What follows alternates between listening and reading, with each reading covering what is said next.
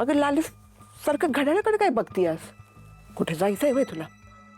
नाही ते उत्सव संपल ना, वेळ निघून चाललाय, उशीर होतोय म्हणून बघत होते. बरं आत्या, मला ना बरं वाटणं झालंय, अशक्तपणा वाटतोय आणि गुंगी येते. मी जरा पडते. हे बघ लाली, तो उत्सव काय कुठं पळून नाही जात. आणि आता मी जाणारच आहे ग तिकडं. हे बघ आता कसं तू 2 घास खाल्लं तर मला समाधान वाटलं बघ. हे बघ आता तू ना निवांत आराम कर बघ. म्हणजे घाम आला ना की वाईस तुला बरं वाटेल. हा आत्या, हा. बस झालं. बरं मी आता जाते. आणि ते उत्सवाला तर किती उशीर लागेल ना ते काही सांगता येणार नाही बघ.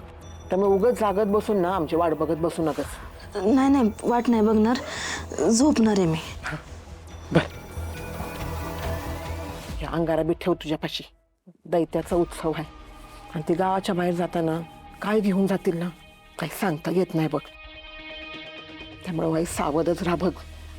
आणि हो, देवाचं नाव बी घे. हा हा आणि बाहेरनं कोणी आवाज दिला किंवा दार ठोठवलं ना तर ओढू नकस काय. चल मी तिकडे जाते आणि गोपाळा पाठवून देते हा तुझ्यापाशी थांबायला. नाही ना आत्याबाई, त्यांना कशाला पाठवताय? मी घेते ना माझी काळजी. आणि माझ्यामुळे उगाच त्यांना कशाला त्रास? गावचे लोक देव माणूस म्हणतात त्यांना. बसू दे देवाजवळ. आणि तसं पण ते उत्सवात असतील तरच सगळी कामं होतील ना. आणि मला जर बरं वाटलं ना, मी येईन तिकडं. बरं बाई, तू म्हणशील तसं. ठीक आहे, पण काळजी घे एवढंच म्हणणं आहे बघ माझं. आणि हां, मी जाते आता आणि तू आतनं कडी लावून घे. हां हो आत्याबाई, मी सगळं करते, नका काळजी करू. झोपते मी जरा. बरं झोप.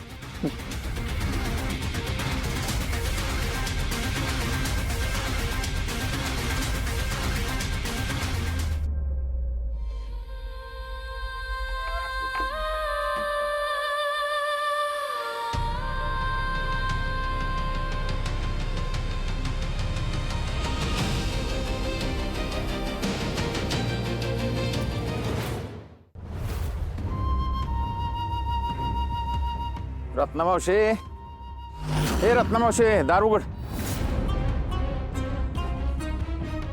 रत्नामावशी, अगं दार उघड की रत्नामावशी. अगं कधीच्या ना हक्का मारतोय तुला.